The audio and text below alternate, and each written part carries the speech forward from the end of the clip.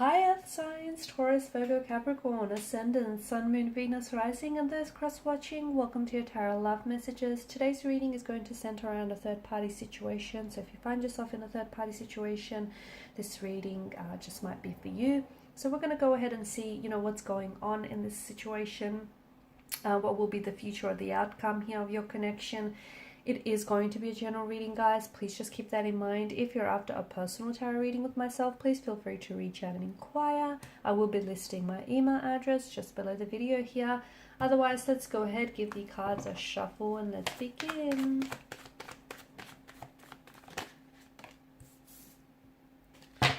Three of Wands, and you have the Fool card. Both figures are on the edge of a precipice, and that's really interesting. I feel like you have reached a very pivotal, a very significant point in your connection. It feels like it's a make or break, to be honest with you.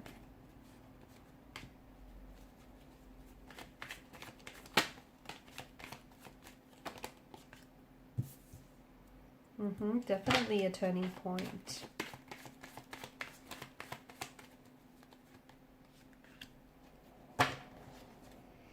Okay. I've got 2 and 3 of Wands here. Okay, so look, there's definitely a bit of an imbalance, right? Maybe there is the act of a third-party situation that has disrupted the balance and the flow of your connection here. Maybe your person was someone who was always, involved here in a marital relationship, or, was attached to someone else, and then along came you, and the both of you, developed feelings for one another. It just feels like with whatever you have going on in your connection, there's room for this to be more. But unfortunately, I do feel like there's, a bit of a scattered energy as well. I feel like your person is coming across as a bit of a non-committal type of energy. So they're not fully committed to you, just as they're not really committed to their person here as well. So they're kind of in between, they're straddling the fence, and it's not fair to you. It's also not fair to this third party, energy as well, because it just feels like they're neither here, they're not neither there. They kind of want to have their cake and they want to eat it too. And the more that you're allowing this or tolerating this, the more that you're sort of kind of enabling this behavior as well. I do feel like there's going to be, I do feel like right now it's like you're on the edge of a precipice. What happens next is absolutely important, because not only is it going to set the tone for the future of your relationship, but you will decide, what will be the future of this connection, this relationship here. I do get a message that if you guys are wanting to work on things, I don't know if some of you are trying to fix something at this stage. This is like a fix it card. So I'm getting that if you guys had some sort of conflict, disagreement, altercation, the message I get for you there is it is fixable, it's salvageable. So as long as you both want to work through it. There's also 2 sides to every coin and pentacle. So really try and consider things not only from your perspective, but also from their perspective, because things are looking a little bit different from their perspective, from their angle. So you might want to consider that as well in the process.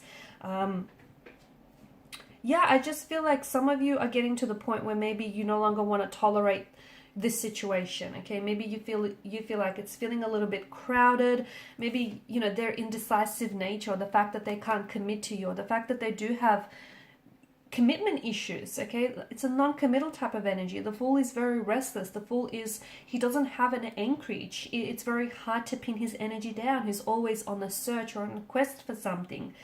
And your person feels a little bit restless. They feel like maybe they're not emotionally available. Maybe they want you, but they might just want the convenience of a relationship, minus the commitment here.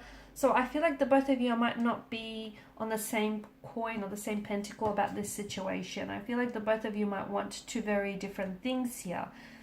But just be careful, because I feel like some of you have been accepting less than you deserve, or you've been tolerating here something that essentially has been damaging here.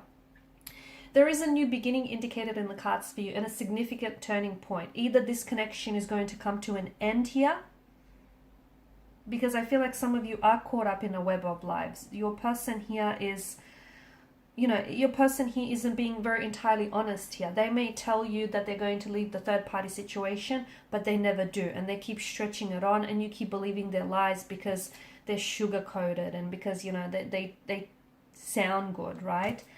Some of you, I feel like you are a part of the lie here. I feel like you're a part of the equation. Some of you, I feel like, you know, nothing that they say adds up, or something about the situation doesn't add up.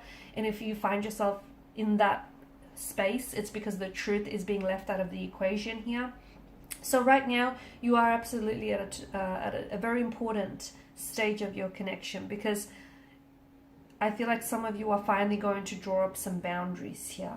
Okay, some firm, some rigid boundaries, and you're finally going to send the message of what you will or what you won't tolerate. And you know, I feel like some of you are going to want for a decision to be made, for an ultimatum. You're going to put forward an ultimatum, but I feel like you're at the advantageous position. You are. And some of you, I see you reclaiming back a power here. You are on the edge of a precipice. So that means that either this is a connection that's going to begin, like the two of you will have your beginning here. They may end things with their third party situation, and they may begin things with you. Or I feel like you may be cutting ties with this person here, and you might be you know, setting yourself onto a whole new beginning. Just make sure this, with some of you, I feel like you're not really seeing things as they are. You're seeing things as you want them to be. Some of you are, you know, it's really hard for you to walk away from this person, even though time and time again you tell yourself that this isn't healthy, and, you know, you're being treated like an option, not a priority, and you're going to walk away from this person, but you never do. That's because what makes it really hard for you, and, you know, what makes you stay is the illusion. Okay, the false narrative that you tell yourself, that they're going to change one day, or they're going to pick you, or that, you know, the illusion of the life that you could have had, or what could have been between the both of you. That's what keeps you stuck. But that's what you have to realize, that's all it is an illusion. It's a fabrication of your mind's eye of what could have been. If it could have been great, if it could have been this, if it could have been that, it would have been. Okay, it exists not in reality, but it exists in